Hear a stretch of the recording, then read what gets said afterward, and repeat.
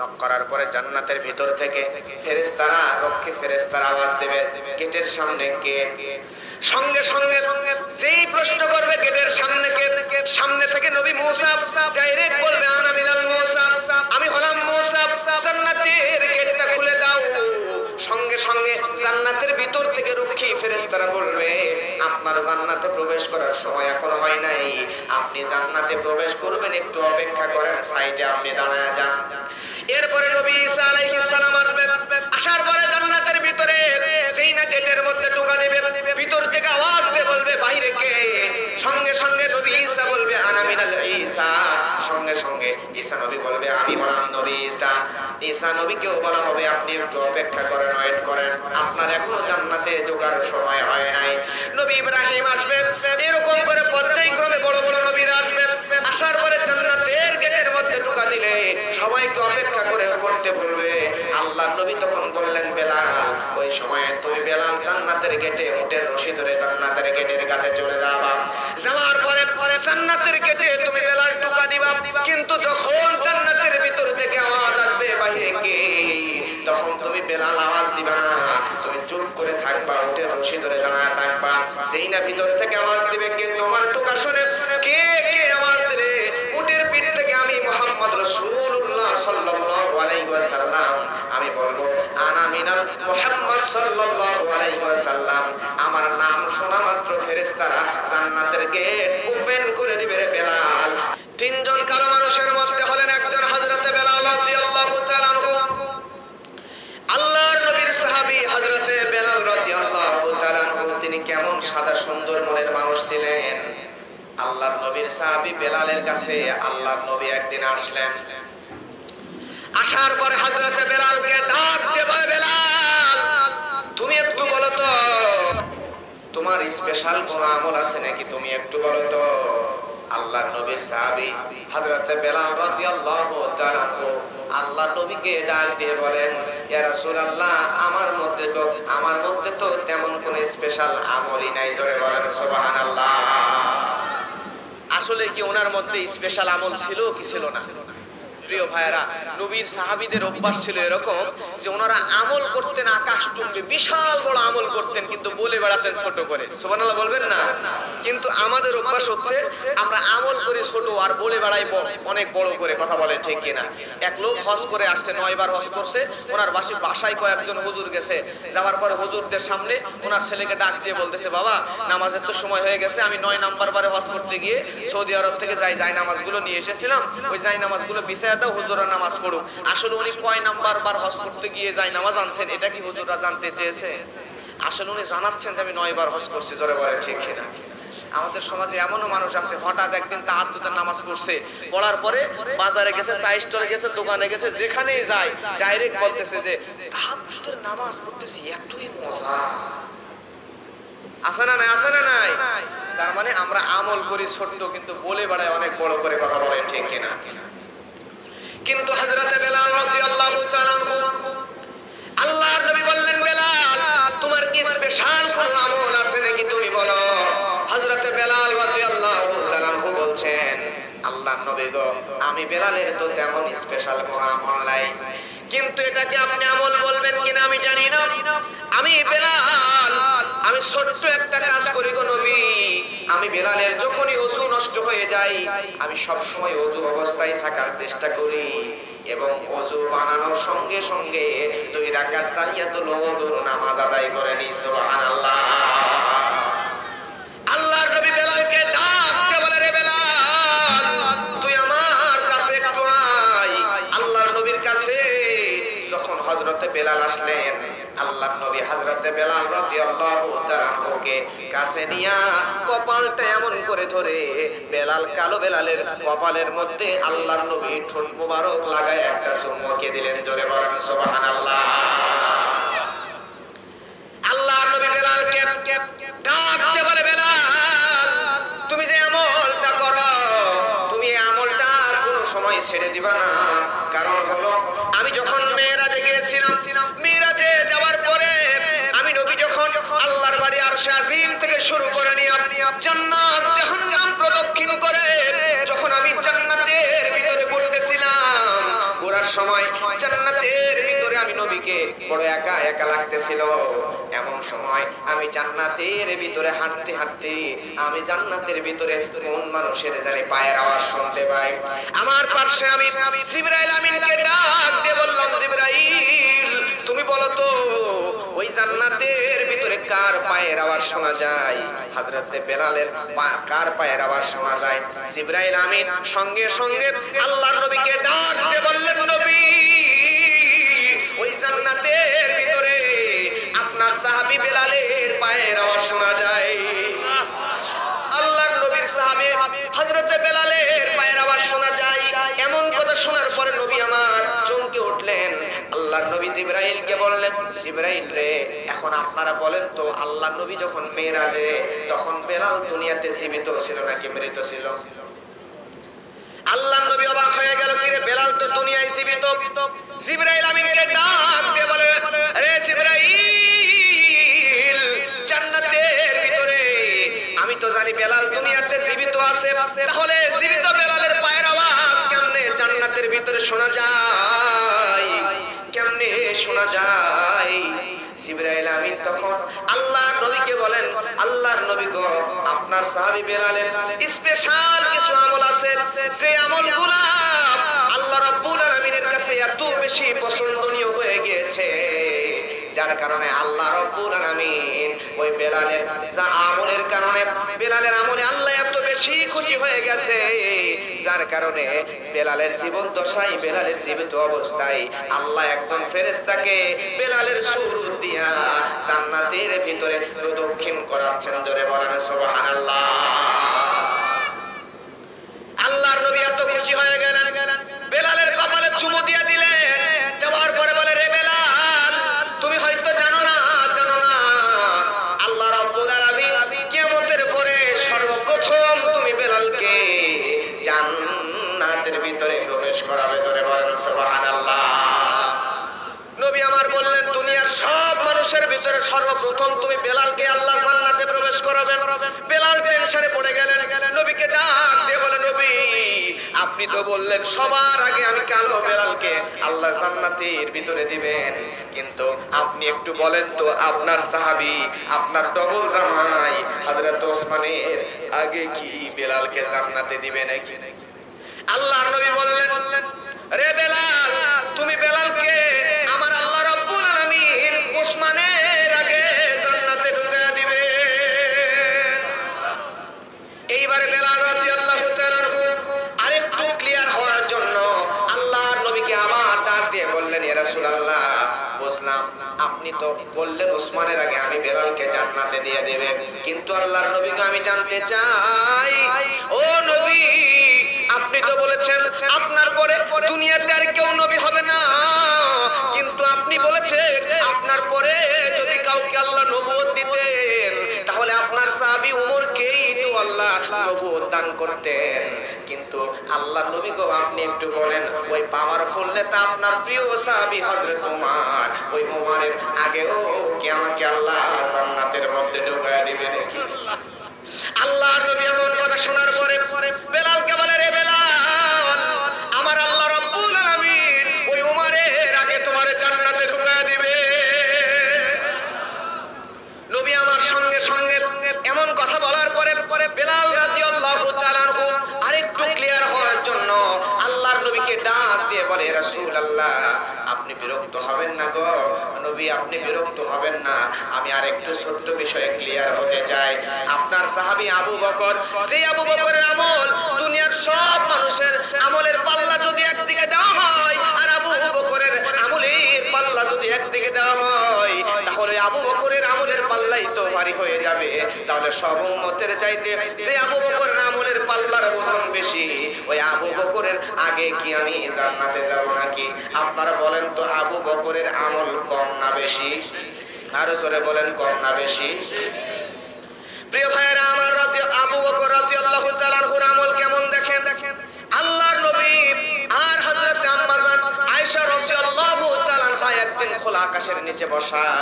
এমন সময় আল্লাহর নবীর স্ত্রী আম্মা জান আয়েশা, ছোট্ট মানুষ, ছোট্ট বাচ্চারা দেখবেন খোলা আকাশের নিচে বসলে আকাশের দিকে তারকা দেখলে 1 2 3 4 করে তারা গণে, আছে না নাই? আমরা ছোটবেলা করি না এরকম, আকাশে তারা গণে। এখন আয়েশা রাদিয়াল্লাহু তাআলা উনি ছোট বাচ্চা ছোট মানুষ, উনি আল্লাহর নবীর পাশে বসে খোলা আকাশের নিচে তারা গুনতেছেন। এমন সময় তারা গুনতে গুনতে মনের মধ্যে কৌতূহল আসলো, আল্লাহর নবীকে জিজ্ঞাসা করছেন, ইয়া রাসূলুল্লাহ, এই যে আকাশে এত তারা, আপনি একটু বলেন তো আপনার সাহাবীদের মধ্যে থেকে কোন সাহাবীর এই আকাশের তারা তো গুনে গুনে শেষ করা যায় না, তার মানে এই আকাশের তারা সমপরিমাণ নেকি আপনার কোন সাহাবীর? আয়েশা মনে করছে আমার বাবা হযরত আবু বকর, উনি তো সবচাইতে নবীর কাছের বন্ধু এবং কাছের সাহাবী, তাহলে হয়তোবা নবী আমার বাবার কথাই বলবে, আর আমার বাবার কথা বলা মানে তো আমি প্রাউড ফিল করব, কথা বলেন ঠিক কিনা, আমি গর্ববোধ করব। এই জন্য নিজের বাবার কথা শোনার জন্য যখন প্রশ্ন করছে, আল্লাহর নবী বিষয়টা বুঝতে পারলেন, পারার পরে আয়েশাকে বলতেছে, আয়েশা রে, ওই যে আকাশের তারা সমপরিমাণ নেকি হচ্ছে আমার সাহাবী হযরত উমরের। সুবহানাল্লাহ বলবেন না? আয়েশা শুনতে চাইছে বাবার প্রশংসা, কিন্তু করে দিচ্ছে আর একজন সাহাবীর প্রশংসা। এবার আয়েশার মন খারাপ না ভালো? হযরত আয়েশা রাদিয়াল্লাহু তাআলা আনহার মনটা খারাপ হয়ে গেছে। মন খারাপ হয়ে যায়, মন খারাপ করে বসে আছে। আল্লাহর নবী তখন মুস্কি এসে বলে, আয়েশা, তুমি যে কি শুনতে চাচ্ছ ওইটা আমি বুঝতে পেরেছি, তবে শুনে নাও, তোমাকে আমি বললাম আল্লাহ রাব্বুল আলামিন ওই আকাশের তারকা সমপরিমাণ নেকি দিয়েছেন আমার সাহাবী হযরত ওমরকে, কিন্তু জেনে নাও তাম পৃথিবীর সব মানুষ আমার সব সাহাবীদের আমল যদি এক পাল্লায় রাখা হয়, আর তোমার পিতা আবু বকরের আমল যদি আরেক পাল্লায় রাখা হয়, তাহলে তাম উম্মতের চাইতে তোমার পিতা আবু বকরের আমলের পাল্লার ওজন বেশি ভারী হয়ে যাবে। জোরে বলেন সুবহানাল্লাহ। তাহলে এই আবু বকরের আমল কম না বেশি? এত বেশি আমল হওয়ার পরেও আল্লাহর নবীকে জিজ্ঞেস করছে হযরতে বেলাল, ইয়া রাসূলুল্লাহ, আপনার সাহাবী হযরতে বেলাল, আমি বেলাল, ওই আবু বকর যার আমলের পাল্লার ওজন সবচেয়ে বেশি, ওই আবু বকরের আগে কি আমি বেলাল জান্নাতে যাব নাকি? সঙ্গে সঙ্গে নবী আমার ডাক দিয়ে বলে, রে বেলাল, তুমি আমার সাহাবী হযরত আবু বকরের আগে জান্নাতে প্রবেশ করবা। চিন্তা করে দেখেন, মানুষটা ছিল কালো, কিন্তু আল্লাহ থেকে কেমন সম্মান দান করেছেন। হযরতে বেলাল এবার আল্লাহর নবীকে বলে, ইয়া রাসূলুল্লাহ, ডোন্ট মাইন্ড, দয়া করে মাইন্ড করবেন না, আমার বেয়াদবি নেবেন না, মনে কষ্ট নেবেন না, বেয়াদবি মনে না করলে ছোট্ট আর একটা প্রশ্ন করে আমি আরেকটু ক্লিয়ার হতে চাই। আল্লাহর নবী গো, আপনি তো বলেছেন আমি বেলাল দুনিয়ার সব মানুষের আগে জান্নাতের ভিতরে প্রবেশ করব। আল্লাহর নবী গো, কিন্তু দুনিয়ার সব মানুষের মধ্যে তো আপনি নবুর পড়ে যাচ্ছেন, তাহলে আল্লাহর নবী বেয়াদবি নেবেন না গো নবী, আপনি একটু বলেন তো আমি বেলাল আপনি নবীর আগেও কি জান্নাতের ভিতরে প্রবেশ করব নাকি? আল্লাহর নবী এবার মুস্কি হাসি দিয়ে বলে, রে বেলাল, তুমি শুনে নাও রে বেলাল, আমি নবী তো হেঁটে হেঁটে জান্নাতের ভিতর প্রবেশ করব না।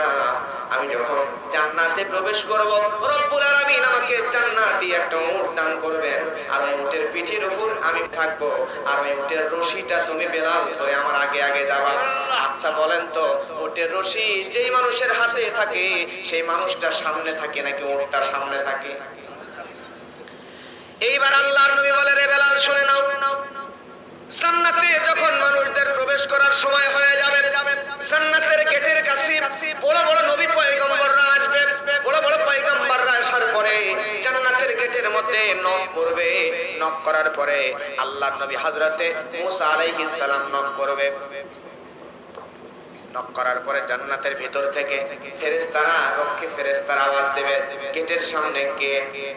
সঙ্গে সঙ্গে যেই প্রশ্ন করবে গেটের সামনে থেকে নবী মুসা ডাইরেক্ট বলবে, আনা মিনাল মুসা, আমি হলাম মুসা, জান্নাতের গেটটা খুলে দাও। সঙ্গে সঙ্গে জান্নাতের ভিতর থেকে রক্ষী ফেরেশতারা বলবে, আপনার জান্নাতে প্রবেশ করার সময় এখনো হয় নাই, আপনি জান্নাতে প্রবেশ করবেন, একটু অপেক্ষা করেন, সাইডে আপনি দাঁড়ায় যান। এরপরে নবী ঈসা আলাইহিস সালাম আসবে। আসার পরে জান্নাতের ভিতরে সেই না গেটের মধ্যে ঢোকা দেবে, ভিতর থেকে আওয়াজ দিয়ে বলবে, বাইরে কে? সঙ্গে সঙ্গে নবী ঈসা বলবে, আনা মিনাল ঈসা। সঙ্গে সঙ্গে ঈসা নবী বলবে, আমি হলাম নবী ঈসা। ঈসা নবীকেও বলা হবে, আপনি একটু অপেক্ষা করেন, ওয়েট করেন, আপনার এখনো জান্নাতে ঢোকার সময় হয় নাই। নবী ইব্রাহিম আসবে। এরকম করে পর্যায়ক্রমে বড় বড় নবীরা আসবে। আসার পরে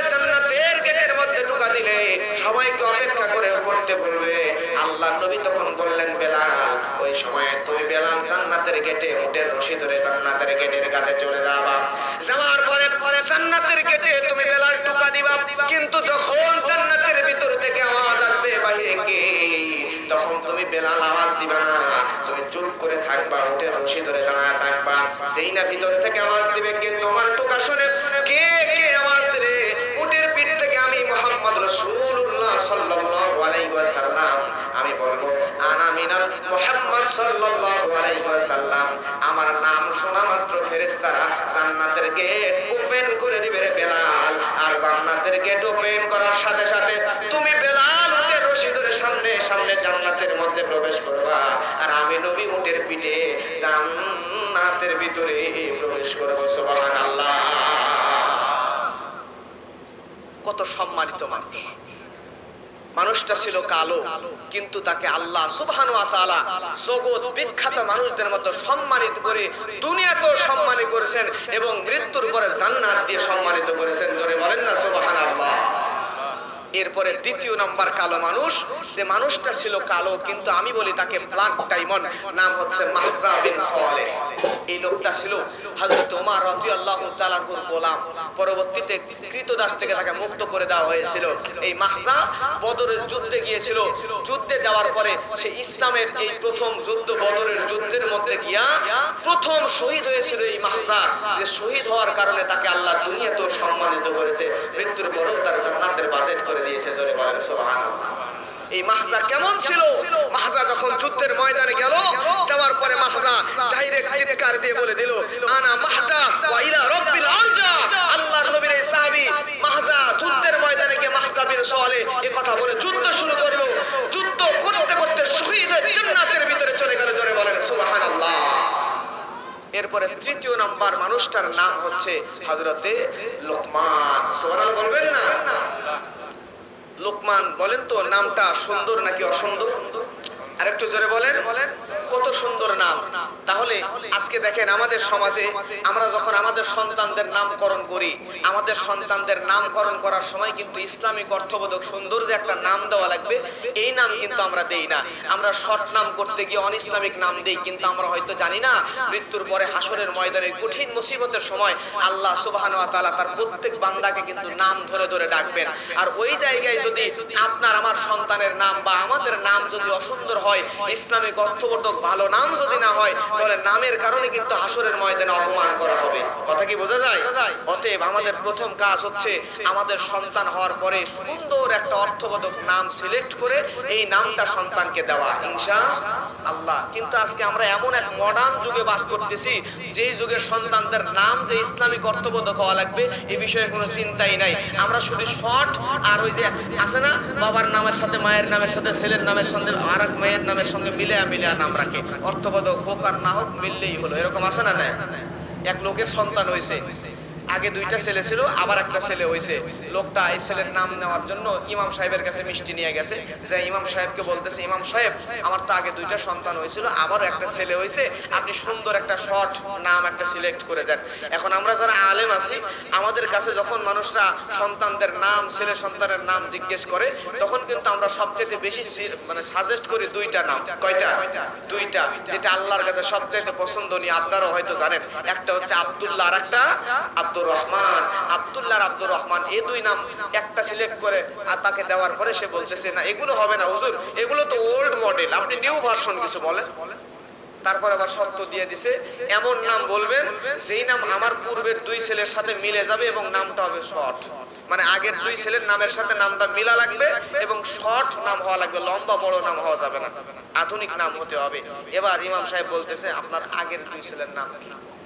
লোকটা তখন বলছে যে আমার আগের দুই ছেলের নাম, বড় ছেলের নাম হচ্ছে হারু আর মেজে ছেলের নাম হচ্ছে তারু। কি নাম? হারু আর তারু। এখন আপনারা বলেন তো জ্ঞানী বিচক্ষণ মানুষ সামনে যারা বসে আছেন, এই হারু তারু এই নামের সঙ্গে মিলায়া শর্ট এবং মেলানো নাম কি বের করা সহজ? ইমাম সাহেব রাগের চোটে বলতেছে আপনি যত শর্ট এবং মেলানো নাম চাচ্ছেন, তাহলে আপনার বড়টার নাম হারু, মেজোটার নাম তারু, ছোটটার নাম রাখেন গরু। হারু তারু আর গরু মিলছে আবার শর্ট হয়েছে, ঠিক না? প্রিয় ভাইরা হাসির খোরাক দেওয়ার জন্য বলছি না, চিন্তা করে দেখেন বাস্তবতা এটাই। ইসলামের সাথে সম্পর্ক নেই। এখন আমরা মেলানো আর শর্ট নাম নিয়ে খুশি, কিন্তু আমরা সর্বপ্রথম আমাদের সন্তানদের জন্য ইসলামিক শর্ট সুন্দর নাম খুঁজবো ইনশাআল্লাহ। এরপর আমাদের স্ত্রীদেরকে আমরা চাইলে সুন্দর একটা নাম দিয়ে ডাকতে পারি।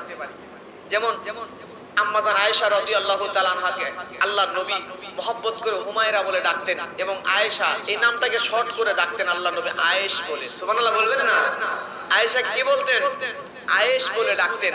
আমরাও আমাদের স্ত্রীদেরকে সুন্দর করে শর্ট নাম দিয়ে, তার নাম মনে করেন আপনার স্ত্রীর নাম সুচিত্রা, আপনি সুচিত্রা নাম সুচি বলে ডাকতে পারেন, এতে কোনো সমস্যা নাই।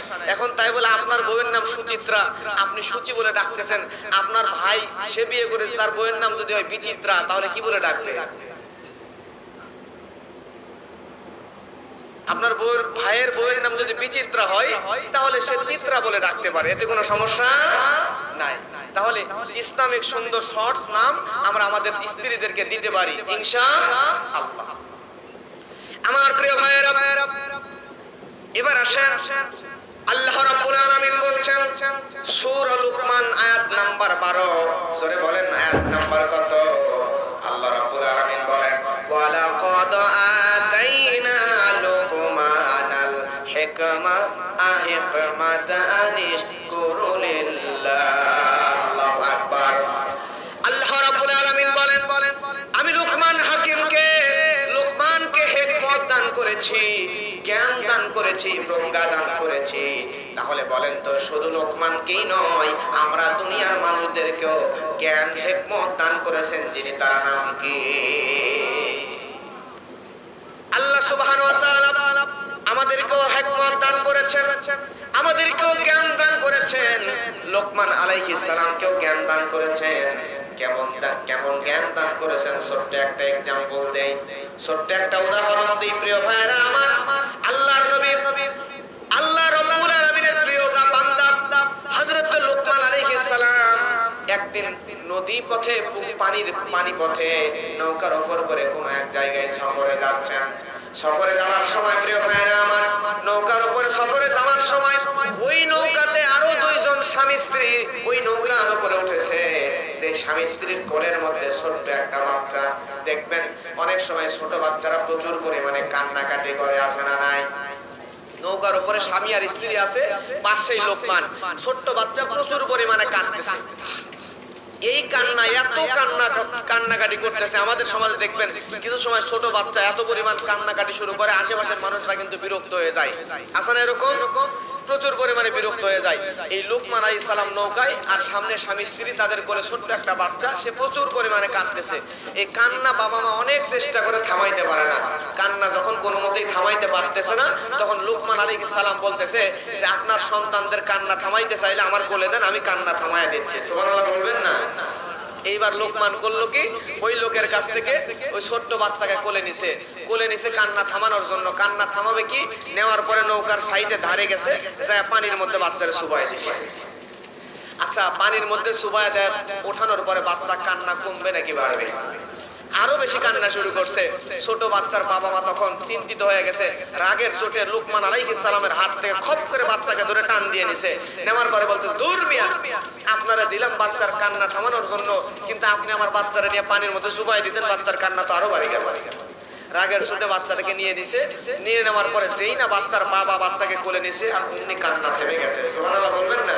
কান্না থেমে যাওয়ার পরে বাচ্চার বাবা এবার লজ্জিত হয়ে বলতেছে, হাই হাই, অবাক হয়ে গেলাম, আপনি কি এমন জাদু করছেন? একটু আগে আমার বাচ্চা যে পরিমাণে কাঁদতেছিল, আর আপনার কোল থেকে আমি কোলে নিলাম, সাথে সাথে কান্না থেমে গেল, কারণ কি? তখন লোকমান বলতেছে যে আপনার বাচ্চার একটা রোগ হয়েছিল, সেটা হচ্ছে সুখে থাকতে ভূতে কে লাগলো। আপনার কোলে আপনার বাচ্চা সুখেই ছিল, এই সুখে থাকার কারণে এই যে নৌকার উপরে পানির মধ্যে নৌকা দোল খাচ্ছে, দোল খাওয়ার কারণে ছোট বাচ্চা ভয়ে কাঁদতেছিল। এখন আমি যখন আপনার বাচ্চাকে আপনার কোল থেকে নিছি, নেওয়ার পরে পানির মধ্যে যখন চুবাইয়া দিছি, চুবাইয়া দেওয়ার পরে তুলছি, তখন তোলার পরে আপনার কোলে কোলে যখন বাচ্চা গেছে, যাওয়ার পরে বাচ্চা বুঝতে পারছে যে আমি আমার বাবার কোলে সবচাইতে বেশি নিরাপদ। কথা বলে ঠিক কিনা? সন্তানরা তো বাবা মায়ের কাছেই সবচাইতে বেশি নিরাপদ। ছোট বাচ্চা বুঝতে পারছে আমি আমার বাবার কোলেই বেশি নিরাপদ, এখন এখানেই ছিলাম, আগে ভালোই ছিলাম, আমি যদি আবার কান্নাকাটি শুরু করি ওই কালো মানুষটা আমারে নিয়ে পানিতে চুবাই দিবে। এজন্য ছোট বাচ্চা কান্না থামায়া দিছে। এই ছিল লোকমান আলাইহিস সালামের হিকমত, জ্ঞান। জোরে বলেন সুবহানাল্লাহ। লোকমান আলাইহিস সালাম এমন জ্ঞানী ব্যক্তি ছিলেন, এক বাদশার রাখাল ছিলেন তিনি। কি ছিলেন? এক বাদশা রাখাল ছিলেন। তিনি হচ্ছে ছাগল, উট, দুম্বা, ভেড়া এগুলো চড়াইতেন, এগুলো চড়ানোর জন্য নিয়ে যাইতেন। এই হযরত লোকমান আলাইহিস সালাম তিনি এত জ্ঞানী ছিল, তার সাথে আরো যে রাখালরা ছিল সব ভেড়া ছাগলগুলো ছেড়ে দিতেন। দেওয়ার পরে রাখালদেরকে এমন করে এক জায়গায় নিয়ে বসে সবার সামনে ওয়াজ করতেন। আর অন্যান্য রাখালরা এই লোকমান রাখালের বক্তব্য শুনে চাতক পাখির মতো ঘন্টার পর ঘন্টা তাকায় থাকতেন। বলেন সুবহানাল্লাহ। অলৌকিক বিষয় হলো এখানে যে লোকমান আলাইহিস সালাম বক্তব্য দেওয়ার আগে ছাগলগুলো ছেড়ে দিতেন। সবার ছাগলের তদারকি করার জন্য পিছন পিছন ঘোরা লাগতো, কিন্তু লোকমান যখন ছাগল ছেড়ে দেয়, ছেড়ে দেওয়ার পরে তারা আপনি গিয়ে খড় কোটা ঘাস যা খাওয়া লাগে পেট পূর্ণ করে খায়। খাওয়া হয়ে গেলে, পেট ভরে গেলে আবার লোকমানের কাছে এসে দাঁড়ায় থাকে, চিৎকার দিয়ে বলেন সুবহানাল্লাহ। এই অলৌকিক ঘটনা যখন আশেপাশের লোকরা জানতে পারলো, মারার পরে বাদশার কাছে গিয়ে বলল, বাদশা আপনার ওই গোলাম লোকমান সে তো খুব জ্ঞানী এবং খুবই বিচক্ষণ, তার এই ঘটনা সে লোকেদের ওয়াজ শোনায় বেড়ায়। বাদশা এবার লোকমানের জ্ঞান পরীক্ষা করার জন্য লোকমানের কাছে আসছে। আসার পরে বলতেছে, লোকমান তুমি নাকি জ্ঞানী, তুমি একটা কাজ করো, আমার ছাগলগুলোর মধ্যে থেকে একটা ছাগল তুমি জবাই দাও। জবাই দেওয়ার পরে ছাগলের মধ্যে সবচাইতে ভালো যেই অঙ্গ, সবচাইতে উৎকৃষ্ট যেই অংশ শরীরের মধ্যে, সেই অংশ তুমি আমার কাছে এনে দাও। লোকমান আলাইহিস সালাম একটা ছাগল জবাই দিলেন। দেওয়ার পরে ছাগলের কলটা খুলে নিয়ে এসে বাদশার হাতে দিয়ে বললেন, এটাই হলো ছাগলের সবচাইতে উৎকৃষ্ট ভালো শরীরের অঙ্গ। জোরে বলেন সুবহানাল্লাহ। কিছুদিন পরে বাদশা আবার বলল, লোকমান তুমি আরেকটা ছাগল জবাই করো। করার পরে এই ছাগলের ভিতর থেকে সবচাইতে নিকৃষ্ট, আগের বার বলছে উৎকৃষ্ট ভালো, এবার বলছে সবচাইতে নিকৃষ্ট যেই বস্তু, যেই অঙ্গ, ওই নিকৃষ্ট অঙ্গটা তুমি খুলে নিয়ে আইসা তুমি আমার কাছে দাও। লোকমান আবারও এক ছাগল জবাই করছে। করার পরে পূর্বেও কল্প নিয়েছিল, এবারও কল্প মানে হৃদয়, হৃৎপিণ্ডটা খুলে নিয়ে বাদশার কাছে গিয়ে দিয়েছে। জোরে বলেন না সুবহানাল্লাহ। উৎকৃষ্ট কল, নিকৃষ্ট কল। বাদশা বলতেছে, লোকমান তোমাকে তো আমি মনে করেছিলাম জ্ঞানী, কিন্তু তুমি তো আসলে জ্ঞানী না, তুমি তো বোকা। কারণ তোমারে আমি বললাম ভালো জিনিসটা আনতে, তুমি আনলা কল, আবার খারাপ জিনিসটা আনতে বললাম, তুমি আনলা কল। লোকমান তখন বলতেছে, জাহাপনা আপনি রাগ করবেন না, একটা প্রাণীর শরীরের মধ্যে যে কল বাসে, শুধু প্রাণী নয়, আমরা মানুষের শরীরের মধ্যে এই যে হৃৎপিণ্ড কল্প, হৃদয় যেটা আছে, একটা মানুষের এই হৃৎপিণ্ড কল্পটা যদি ভালো হয়, তাহলে মানুষের সারা শরীরের সব অঙ্গগুলো ভালো। আর কল্প যদি খারাপ হয়, নিকৃষ্ট হয়, তাহলে মানুষ পুরোটাই নিকৃষ্ট এবং খারাপ পাপী মানুষ। ধরে বলেন কথা ঠিক কিনা? এটা বলেছিল হাজার হাজার বছর আগে হযরত লোকমান আলাইহিস সালাম। এরপরে ১৫০০ বছর পরে আমাদের এখন থেকে শুরু করে নিয়ে ১৫০০ বছর আগে মুহাম্মদ রাসূলুল্লাহ সাল্লাল্লাহু আলাইহি ওয়াসাল্লাম আল্লাহর নবীও একই কথা বললেন। আল্লাহর নবী বললেন, ইন্না ফিল জাসাদি মুদগাদান আলা ওয়াহিয়াল কলব। জোরে বলেন না আল্লাহু আকবার। আল্লাহর নবীও বললেন, মানুষের শরীরের মধ্যে এমন এক টুকরা গোশতের এমন একটা টুকরা আছে, যেই টুকরাটা ভালো হলে মানুষের সারা শরীর ভালো, আর যেই টুকরাটা খারাপ হলে পুরো মানুষের শরীর সবকিছুই নিকৃষ্ট খারাপ। এই জিনিসটার নাম হলো কলব। জোরে বলেন না সুবহানাল্লাহ। তাহলে এখানে বোঝার বিষয় হচ্ছে এইটা, প্রিয় ভাইরা দেখেন, আজ থেকে ১৫০০ বছর আগে মুহাম্মদ সাল্লাল্লাহু আলাইহি ওয়াসাল্লাম যে কথা বলেছেন, সে কথাই ১৩০০০ বছর আগে লোকমান আলাইহিস সালাম বলেছেন। এখন বর্তমান দুনিয়াতে যারা বিজ্ঞানী, যারা সায়েন্টিস্ট, তাদের কথা যদি বলি, কোন বিজ্ঞানীর থিওরির সঙ্গে, কোন বিজ্ঞানীর মতের সঙ্গে, কোন বিজ্ঞানীর গবেষণার সঙ্গে আরেকটা বিজ্ঞানীর গবেষণা থিওরি মত কিন্তু মেলে না। কিন্তু নবীদের যে মত এক নবী বলেছে, পরবর্তীতে আরেকজন নবী এসে একই কথা বলে ঠিক কিনা? তার বাস্তব প্রমাণ হচ্ছে, আপনারা বিজ্ঞানী কার্ল মার্কসের নাম শুনেছেন? কার্ল মার্কস তিনি বলেছেন, মানুষরা হচ্ছে পেট সর্বস্ব জীব। কি সর্বস্ব জীব? পেট সর্বস্ব জীব। এর কিছু বছর পরে আরেকজন বিজ্ঞানী আসলো, আলফ্রেড। এই বিজ্ঞানী আবার বলতেছে, মানুষ হচ্ছে সেক্স সর্বস্ব জীব। এই বিজ্ঞানে যাওয়ার পরে কিছুদিন পরে আরেকজন বিজ্ঞানী আসলো, নাম তার ডারউইন। সে বলতেছে, আসলে মানুষ কোনো জীবই না, মানুষ আসছে বান্দর থেকে। মানুষ কি বান্দর। নাউজুবিল্লাহ বলবেন না? তার মানে বোঝা যাচ্ছে দুনিয়ার সায়েন্টিস্টদের, দুনিয়ার বিজ্ঞানীদের একজন বিজ্ঞানীর গবেষণার সাথে আরেকজন বিজ্ঞানীর গবেষণা মেলে না, একজন বিজ্ঞানীর থিওরির সঙ্গে আরেকজন বিজ্ঞানীর থিওরি মেলে না, চিন্তা চেতনা কিছুই মেলে না। কিন্তু আল্লাহ সুবহানাহু ওয়া তাআলা নবী পাঠিয়েছিলেন হযরত আদম আলাইহিস সালাম।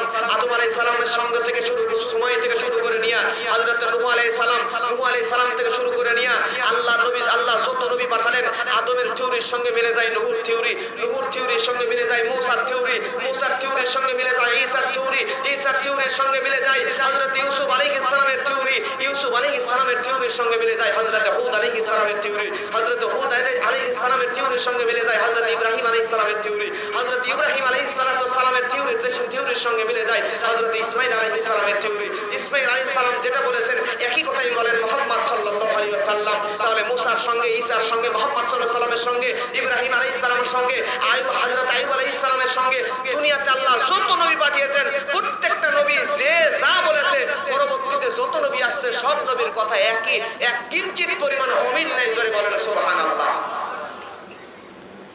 ইসলাম তার সত্য ধর্ম, এটার চাইতে বড় প্রমাণ আর কিছু কি আছে? প্রিয় ভাইয়েরা আমার, হযরত আদম আলাইহিস সালাম যে আল্লাহর তাওহীদের দাওয়াত দিয়েছেন, হযরত আদম আলাইহিস সালাম বলেছেন জান্নাত আছে, জাহান্নাম আছে, পরকাল আছে। হযরত মূসা বলেছে জান্নাত আছে, জাহান্নাম আছে, পরকাল আছে। আল্লাহর তাওহীদের দাওয়াত দিয়েছেন। হযরত ইব্রাহিম আলাইহিস সালাম একই কাজ করেছেন। মুহাম্মদ রাসূলুল্লাহ সাল্লাল্লাহু আলাইহি ওয়াসাল্লাম একই দাওয়াত দিয়ে প্রমাণ করে দিয়েছেন ইসলাম হলো সত্য ধর্ম, কিঞ্চিত পরিমাণও ভুল মিথ্যা এর মধ্যে নাই। জোরে বলেন সুবহানাল্লাহ। আমার প্রিয় ভাইয়েরা, তাহলে লক্ষ্য করেন আল্লাহ রাব্বুল আলামিন কি বলছেন? ওয়ালাকাদ আতাইনা লুকমানাল হিকমাতা আনিশকুরু লিল্লাহ। জোরে বলেন সুবহানাল্লাহ। আল্লাহ বলছেন আমি আল্লাহ লোকমানকে হিকমত দান করেছি, লোকমানকে আমি আল্লাহ সুবহানাহু ওয়া তাআলা জ্ঞান দান করেছি। আর আমি আল্লাহ যাদেরকে জ্ঞান দান করব তারা যেন অবশ্যই আনিশকুরুলিল্লাহ, আমি আল্লাহ রাব্বুল আলামিনের শুকরিয়া আদায় করে। জোরে বলেন সুবহানাল্লাহ। তাহলে আমাদেরকে যে আল্লাহ জ্ঞান দান করেছেন ওই আল্লাহর শুকরিয়া আদায় করা দরকার আছে না নাই? আজকে দেখেন দুনিয়ার সায়েন্টিস্টদের দিকে তাকান, বড় বড় যারা ডক্টরদের দিকে তাকান, তাদেরকে জ্ঞান দিল আল্লাহ, কিন্তু এই আল্লাহর দেওয়া জ্ঞান নিয়ে তারা কি শুরু করছে? তারা আজকে আল্লাহর দেওয়া জ্ঞান নিয়ে গবেষণা করে বিমান বানাচ্ছে। আজকে আল্লাহর দেওয়া জ্ঞান নিয়ে গবেষণা করে দামি দামি প্রাইভেট কার বানাচ্ছে। আল্লাহর জ্ঞান দিয়া তারা আজকে উঁচু উঁচু দামি দামি গবেষণার জিনিস তৈরি করতেছে। করার পরে শেষ পর্যন্ত আল্লাহর জ্ঞানে জ্ঞানী হয়ে দামি জিনিস আবিষ্কার করে আল্লাহকেই বলে নাস্তিক হয়ে যাচ্ছে। কথা বলে ঠিক কিনা? কিন্তু আল্লাহ বলছেন আনিশকুরুলিল্লাহ, তোমরা আমি আল্লাহ যেহেতু জ্ঞান দিয়েছি অতএব আমি আল্লাহর শুকরিয়া আদায় করে। জোরে বলেন সুবহানাল্লাহ। আমার প্রিয় ভাইয়েরা লক্ষ্য করেন, এরপর আল্লাহ রাব্বুল আলামিন বলেন ওয়া মান ইয়াশকুরু ফাইন্নামা ইয়াশকুরু লিনাফসিহি ওয়া মান কাফারা ফাইন্নাল্লাহা গনিয়্যুন হামিদ। আল্লাহু আকবার।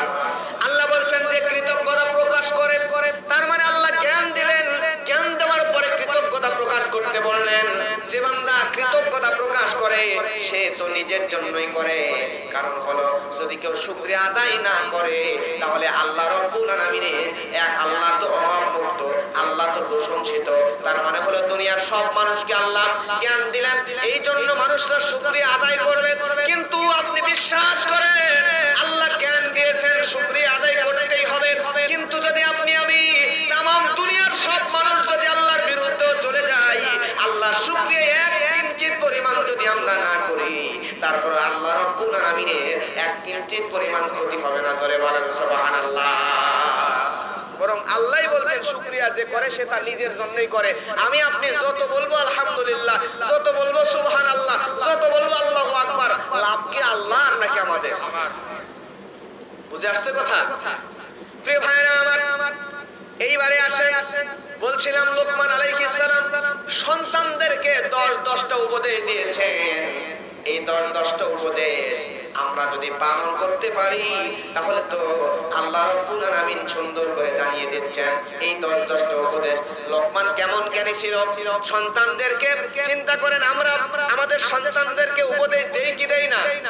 উপদেশ দেই, কিন্তু আমাদের উপদেশগুলো বইয়ে লেখা হয় না, আমাদের উপদেশগুলো পেপার পত্রিকাতেও লেখা হয় না। কিন্তু এই লোকমান সন্তানদেরকে কি এমন অলৌকিক, কি এমন অবিশ্বাস্য ধরনের, কি এমন ভালো ভালো উপদেশগুলো দিয়েছে, সেই উপদেশগুলো আল্লাহ সুবহানাহু ওয়া তাআলার এত বেশি পছন্দ হয়ে গিয়েছে। সেই 10টা উপদেশ আল্লাহ সুবহানাহু ওয়া তাআলা খুশি হয়ে কোরআন মাজিদের ভিতরে কোট করে দিয়েছেন। সুবহানাল্লাহ। এই 10টা উপদেশ লোকমান দিয়েছে ছেলেদেরকে। এই 10টা উপদেশ মুখস্থ করে যদি আমরা আমাদের সন্তানদেরকে দিতে পারি তাহলে আমাদের সন্তানদেরকে জান্নাতি বানায় দিবেন। জোরে বলেন কে? আল্লাহ। এই 10টা উপদেশ আল্লাহর কাছে পছন্দ হয়েছে, যার কারণে কোরআনে কোট করে দিয়েছেন। এই 10টা উপদেশ আমরা মুরব্বীরা, ছোটরা, যুবকরা, তরুণরা সবাই মুখস্থ করে বাসায় নিয়ে গিয়ে সন্তানদের, আমাদেরও সন্তানদেরকে উপদেশগুলো দিব ইনশাআল্লাহ। তাহলে প্রিয় ভাইরা আমার, উপদেশ নাম্বার 1, আল্লাহ রাব্বুল আলামিন বলছেন ওয়া ইয ক্বালা লুকমানু লিবনিহি ওয়া হুয়া ইয়াইদুহু ইয়া বুনাইয়া লা তুশরিক বিল্লাহ। আল্লাহু আকবার। ইন্নাশ শিরকা লাযুলমুন আযীম। আল্লাহ রাব্বুল আলামিন বলেন ওয়া ইয ক্বালা লুকমান লিবনিহি ওয়া হুয়া ইয়াইদুহু ইয়া বুনাইয়া। প্রিয় ভাইরা আমার, এখানে এই শব্দের দিকে আলেম যারা আছেন বুঝবেন আল্লাহ রাব্বুল আলামিন এখানে ইয়া বুনাইয়া শব্দ কেন উচ্চারণ করলেন। এখানে আল্লাহ রাব্বুল আলামিন ইয়া বুনাইয়া না বলে আল্লাহ ইয়া ইবনিয়া বলতে পারতেন, ইয়া আমার পুত্ররা এটা বলতে পারতেন, কিন্তু আল্লাহ রাব্বুল আলামিন ইয়া বুনাইয়া কেন বললেন? আল্লাহ রাব্বুল আলামিন কেন বুনাইয়া বললেন? ইয়া বুনাইয়া বলতে আল্লাহ বোঝাচ্ছেন লোকমান সন্তানদেরকে সুন্দর করে বলছে, ও আমার কলিজার টুকরা সন্তানেরা, ও আমার নয়নের পুতুলের হৃদয়ের টুকরা সন্তানেরা, তোমরা এদিকে আসো, তোমাদের কাছে আমি বক্তব্য দিব। আমার প্রিয় ভাইরা আমার, তাহলে লক্ষ্য করে দেখেন ইয়া বুনাইয়া দিয়া এত সুন্দর করে কেন ডাক দিলেন? তার মানে ইয়া বুনাইয়া শব্দ উচ্চারণ করে বোঝাচ্ছে আমরা দুনিয়াতেও যদি আমরা কাউকে উপদেশ দিতে যাই, কোন মানুষকে যদি ভালো ভালো কথা বলতে চাই, তাহলে তার সঙ্গে রূঢ়ভাবে আচরণ করা যাবে না, সুন্দর করে মিষ্টি করে তাকে বলতে হবে, কাছে ডেকে তারপরে বোঝায়া শোনাইতে হবে উপদেশ। জোরে বলেন ঠিক কিনা? আপনি আপনার সন্তানকে যদি কাছে ডাকেন, মনে করেন সন্তানকে বলবেন এই যে চায়ের কাপ, আপনার ছেলেকে বলতেছেন ওখানে বসে এটা তাড়াতাড়ি নিয়ে যাও, ওখানে যাও, জীবনেও কথা শুনবেন, আরো ব্যাকা হয়ে যাবে। কথা বলেন ঠিক কিনা? কিন্তু যদি আপনার সন্তানকে কাছে ডাকেন, বাবা এদিকে আসো, তুমি তো খুব ভালো একটা ছেলে, তোমার মতো একটা ছেলে পাইছি, আমার জীবন ধন্য, স্বপ্ন ভাবি নাই তোমার মতো আনুগত্যশীল এত ভালো একটা ছেলে আমি পাবো, বাবা রে খুব ভালো ছেলে, বাবা এই গ্লাসটা ওই যে ওখানে একটু রেখে আসো তো বাবা। এবার বলেন তো এই ছেলে কথা মানবে কি মানবে না? চিন্তা করে দেখেন। প্রিয় ভাইরা আমার, আল্লাহর নবী জনাবে মুহাম্মদ রাসূলুল্লাহ সাল্লাল্লাহু আলাইহি ওয়াসাল্লাম, নবী আমার মসজিদের মধ্যে এমন সময় একজন বিধর্মী মসজিদের মধ্যে ঢুকছে। ঢোকার পরে মসজিদের মধ্যে সুন্দর করে মসজিদের দেওয়ালে পেশাব করে দিছে। নাউজুবিল্লাহ বলবেন না? আপনারা বলেন তো, আপনাদের এলাকায় যে মসজিদ, যেই লোকটা একদিনও নামাজ পড়ে না, ওই লোকটাও যদি শুনে আপনাদের এলাকার মসজিদের মধ্যে কোন একজন লোক এসে পেশাব অথবা পায়খানা করে দিছে, যে জীবনেও নামাজ পড়ে না, ওই লোকটাও শুনলে বলেন তো ওই লোককে কি করবে? কি করবে? ধরে পিটাবে না? আচ্ছা মতো মনের সাত মিটায় পিটাবে যে কি আমি নিজে নামাজ না পড়তে পারি, কিন্তু ইসলাম, মসজিদ, কোরআন এগুলো আমাদের হৃদয়ের মধ্যে আছে। ধরে বলে ঠিক কিনা? আর তুই বেটা মসজিদের মধ্যে পেশাব করছিস, তোর তো কাল্লায় শরীর থেকে আলাদা করে দেবো। কথা বলেন ঠিক কিনা? আমরা হলে নিজে নামাজ না পড়লেও কেউ মসজিদের মধ্যে পেশাব করছে শুনলে তারা ধরে নিয়ে এসে পিটাইতাম, কিন্তু আল্লাহ নবী কি করলেন? আল্লাহ নবী বিধর্মীকে ডাক দিলেন, এদিকে আসো। কাছে আসলো, আসার পরে বলতেছে, বাবারে আমরা তো এই মসজিদে নামাজ আদায় করি, এখন তুমি যদি এভাবে দেওয়ালে পেশাব করো তাহলে যেটার কারণে তো আমাদের ইবাদত বান্দেগি করতে আমাদের কষ্ট হবে, আমাদের কষ্ট হোক, এটা কি তুমি চাও? তখন বিধর্মী বলতেছে, আমি তো অবাক হয়ে গেলাম, আমি মসজিদের মধ্যে পেশাব করে দিলাম, আমি ভাবছিলাম তো আপনারা আমার কল্লাই শরীর থেকে আলাদা করে দিবেন, কিন্তু আপনি এত সুন্দর করে ডাকলেন, এত সুন্দর করে বোঝালেন, আমার আর বুঝতে বাকি নাই যে আপনি আসলেই ওমা আরসালনাকা ইল্লা রাহমাতাল লিল আলামিন। আমার আর বুঝতে বাকি নাই যে আপনি হলেন রহমতের নবী, বিশ্ববাসীর জন্য রহমত। আমার আর বুঝতে বাকি নাই প্রিয় নবী, আপনি আমাকে এত সুন্দর করে বোঝালেন, যার কারণে আমি এই মুহূর্তে আপনার কাছে কালেমা পড়ে মুসলমান হয়ে গেলাম। জোরে বলেন সুবহানাল্লাহ। এজন্য প্রিয় ভাইরা আমার, আমি বক্তা, আমি ওয়াজ করব, আপনার কাছে আমাকে সর্বপ্রথম মিষ্ট ভাষী হওয়া লাগবে। আপনাকে যদি আমি মিষ্টি করে বোঝাইতে পারি, মিষ্টি করে বলতে পারি, তাহলেই কিন্তু আপনি আমার প্রতি আকর্ষিত হবেন, কথাগুলো হৃদয়ের গভীরে ঢুকায় নেবেন। জোরে বলেন ঠিক কিনা? এখান থেকে বুঝলাম যে কোনো কার্য সাধন করার জন্য, যে কোনো মানুষের কাছে উপদেশ দেওয়ার জন্য সর্বপ্রথম তার সঙ্গে মিশে মিষ্টি করে তার সাথে কথা বলতে হবে ইনশাআল্লাহ। প্রিয় ভাইরা আমার, লক্ষ্য করেন, আল্লাহ রাব্বুল আলামিন বলছেন, পরের অংশে বলছেন ইন্নাশ শিরকা লা যুলমুন আযীম। শিরক হচ্ছে চরম জুলুম। তার মানে আল্লাহর সঙ্গে কাউকে শরীক তো করাই যাবে না, আর শিরকটাই হচ্ছে চরম জুলুম। জুলুম কি এটা আপনাদেরকে বোঝায়? আপনারা বলেন তো, নৌকা পানিতে থাকবে নাকি রাস্তায় থাকবে? নৌকা থাকবে পানিতে। এখন পানিতে না রেখে নৌকা যদি রাস্তার মধ্যে এনে রাখি, তাহলে এটা হচ্ছে নৌকার প্রতি জুলুম। কথা বলেন ঠিক কিনা? মনে করেন উড়োজাহাজ আকাশে চলবে, আকাশে না চালা যদি পানির মধ্যে ডুবায় চালানোর চেষ্টা করি, তাহলে এটা হবে উড়োজাহাজের প্রতি জুলুম। কথা বলেন ঠিক কিনা? এরপর রাস্তার মধ্যে বাস চলবে, বাস যদি রাস্তায় না চালায়, বাসকে নিয়ে পানির মধ্যে যদি ডুবায় দিই, তাহলে এটা হবে বাসের প্রতি জুলুম। কথা বলেন ঠিক কিনা? তার মানে যার যেই জায়গায় থাকার প্রয়োজন ছিল সেই জায়গায় না রেখে জোর করে যদি অন্য জায়গায় নিয়ে যায়, তাহলে সেই জিনিসটার প্রতি করা হবে জুলুম। জোরে বলেন কথা ঠিক কিনা? প্রিয় ভাইরা আমার, তাহলে আল্লাহ কি বলছেন? ওয়া ইয ক্বালা লুকমানু লিবনিহি ওয়া হুয়া ইয়াইদুহু ইয়া বুনাইয়া লা তুশরিক বিল্লাহ। আল্লাহ বলছেন, সুন্দর করে স্মরণ করো যখন লোকমান তার পুত্রদেরকে বলছে, হে আমার কলিজার টুকরা নয়নের ফুতুরি সন্তানেরা, তোমরা কখনোই আল্লাহর সঙ্গে কোনো শরীক করিও না। জোরে জোরে বলেন না সুবহানাল্লাহ। তাহলে বলেন তো, শিরিক করা যাবে নাকি? কিন্তু আমাদের সমাজে শিরিক আছে না নাই? কিছু পোস্টার দেখবেন, পোস্টার বানায় দেওয়ালের মধ্যে কিছু লিফলেট মেরে দিছে, যে জায়গায় লেখা আছে কামরূপ কামুখ্যা থেকে বাবা আমার ট্রেনিং প্রাপ্ত। আপনার কি প্রেম ভালোবাসায় অমিল?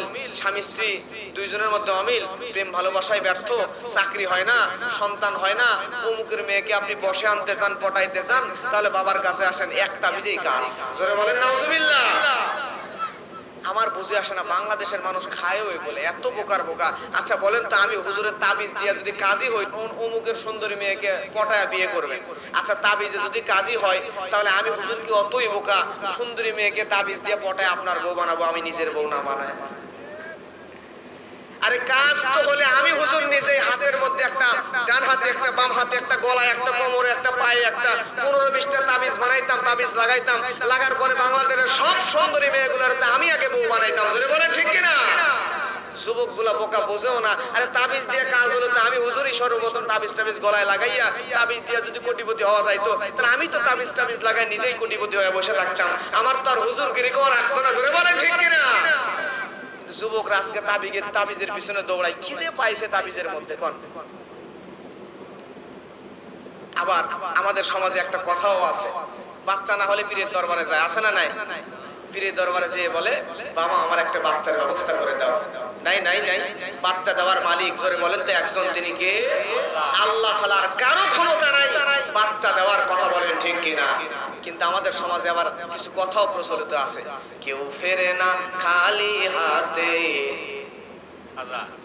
এই তো দেখেন, কেউ ফেরে না খালি হাতে, খাজা তোমার দরবারে। ঠিক কিনা? প্রিয় ভাইরা আমার, এক লোক খাজা বাবার দরবারে গেছে, তার স্ত্রীর সন্তান হয় না, সন্তান নেবে, বাবার দরবারে যাইয়া বাবার কাছে যাইবে, বাবা আমার এক একটা সন্তানের ব্যবস্থা করে দাও। লোকটা যখন বাবার দরবারে গেল, বাবার দরবারে গেছে, যাওয়ার পরে বাবারে বলছে অনুনয় বিনয় করে বাবার কবরের সামনে দাঁড়ায় বলে, বাবারে তুমি আমার একটা সন্তানের ব্যবস্থা করে দাও। কারণ লোকটাও শুনেছে কেউ ফেরে না খালি হাতে বাবা তোমার দরবার হতে। মনে খুশি খুশি নিয়ে বাবার দরবারে চেয়ে এবার যখন বাবার মাজার থেকে যখন বের হবে, বের হওয়ার সময় পকেটের মধ্যে হাত দিছে, মোবাইলটা বের করে বউয়ের কাছে ফোন করে বলবে, বউ তোমার তো দীর্ঘদিন বাচ্চা হয় না, আজকে আমি বাবার দরবারে গিয়েছিলাম, পকেটের মধ্যে মোবাইল বের করে বউয়ের কাছে ফোন করে বলবে বাবার কাছে বাচ্চা চেয়েছি, 100% বাচ্চার ব্যবস্থা বাবা করে দিবে। কিন্তু লোকটা যেই না পকেটের মধ্যে হাত ঢুকাইছে, ঢোকার পরে দেখতেছে পকেট খালি, পকেটের মধ্যে মোবাইল নাই, পকেট মারে নিয়ে নিছে। শুনছে তো কেউ ফেরে না বা খালি হাতে বাবা তোমার দরবারেতে, কিন্তু পকেটের মধ্যে হাত দিয়ে থেকে মোবাইল নাই, পকেট খালি। এরপরে চিন্তা করে আরে বউরে তো জানাইতেই হবে, তাড়াতাড়ি বাড়িতে যাই, মনে করে গাড়ি ভাড়া করে গাড়িতে উঠে বাড়িতে চলে যাব। এবার ডান পকেট থেকে হাত বের করে বাম পকেটে ঢোকাইছে, মানি ব্যাগটা বের করবে, ভাড়া দিয়ে বাড়িতে যাওয়া লাগবে। বাম পকেটের মধ্যে হাত দিয়ে দেখে বাম পকেটের মধ্যে মানি ব্যাগটাও নাই। শুনছে কেউ ফেরে না খালি হাতে বাবা তোমার দরবার হতে। লোকটা বলে ধুর মিয়া, শুনলাম